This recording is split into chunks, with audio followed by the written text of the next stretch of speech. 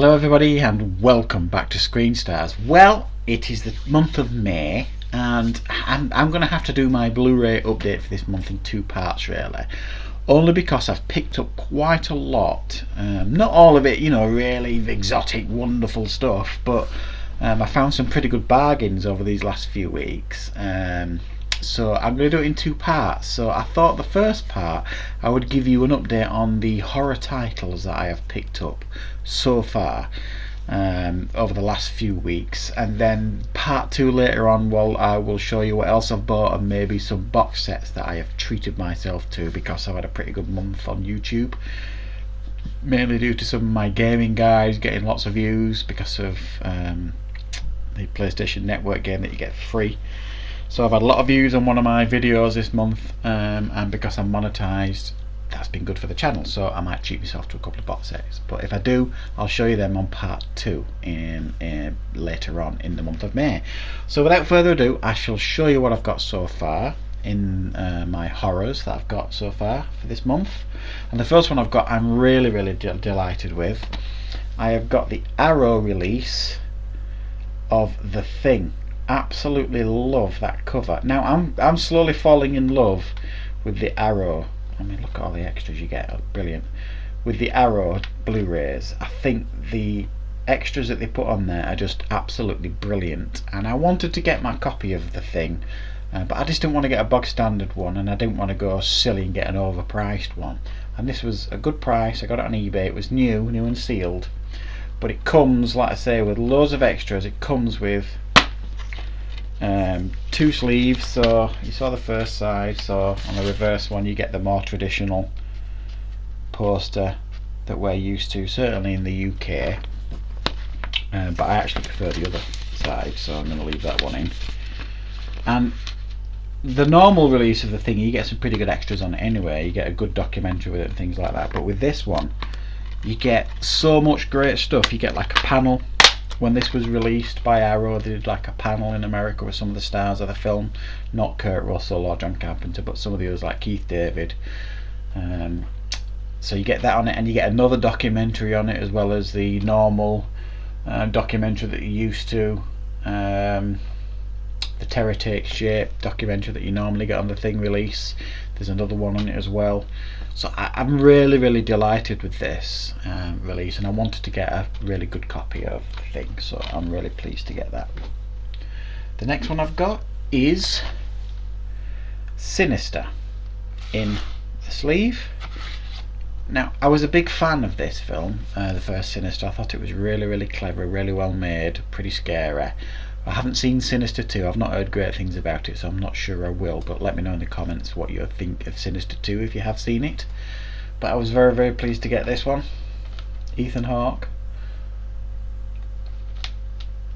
Pretty good scary film. Insidious, the James Wan Insidious. I've seen Insidious 2, but I've not seen the third Insidious. Is it the Lost Key or something? I don't know, you know. But I'm a big fan of this one and the second one for sure, so I thought I will get them and add them to my collection. I remember watching this for the first time when it came out, and it scared me half to death, this one.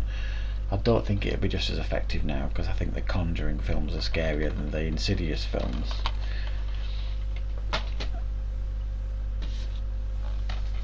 I've got Lights Out in the sleeve. I must admit, I never used to like the sleeves, but I'm a big fan of them now. I think they do add to the Blu-rays. So Lights Out, pretty good effective horror film. This started off, I believe, as a YouTube video, and I think it was the same director went on to get funding to make this. Pretty well made. I think I've reviewed this on the channel. I seem to remember, maybe not last year, maybe the year before, something like that. But there is a review of it on the channel. If you want to check it out. 30 Days of Night. This is arguably one of my favourite vampire films. I remember the first time I watched this, it absolutely blew me away. I thought it was so effective. Great cast, great concept, great idea, and I thought they executed it brilliantly. So I really like this film. This is one that my brother keeps pestering me about to watch, and I've not seen it yet. The Bear, Barry Levinson. Surprisingly, you don't see his name attached to many horror films, not that I'm aware of anyway. I think this is like a found footage film, and I've not seen it, so I will probably watch this at some point very soon. Me and my wife never used to like horror films that much, but we've watched a few together recently. She's getting into them. Just last night we watched Ghost Stories together, and it absolutely terrified her, and she's asked to watch another horror film tonight, so maybe we'll watch one of these. Another one that I haven't seen, I really like the look of it and I like the cover as well, is Triangle.